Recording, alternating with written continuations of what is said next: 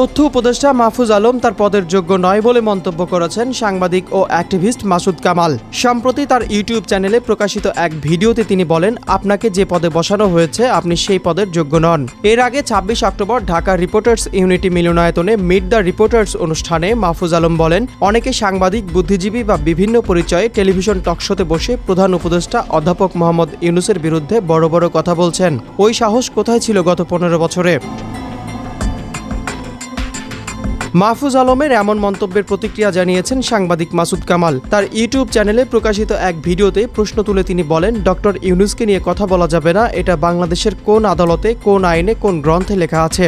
সরকার প্রধানকে নিয়ে যদি আমার কথা বলার অধিকার না থাকে, যদি সেই অধিকার আপনি ছিনিয়ে নিতে চান, তাহলে আপনার সঙ্গে আগের শাসকের পার্থক্যটা কি থাকলো?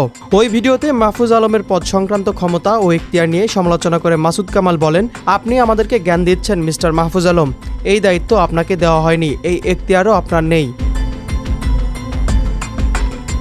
ক্ষমতার অবস্থানে থেকে মাহফুজ আলম নিজের পছন্দ অনুযায়ী বক্তব্যের গুরুত্ব নির্ধারণ করতে চান, এমন ইঙ্গিত করে সিনিয়র সাংবাদিক মাসুদ কামাল বলেন, কথা তো কথাই, কথার ছোট বড় কিভাবে হয় এটা আমার কাছে ক্লিয়ার না। একটা হতে পারে সত্য কথা বলছে, আরেকটা হতে পারে মিথ্যা কথা বলছে, আরেকটা হতে পারে অর্ধসত্য।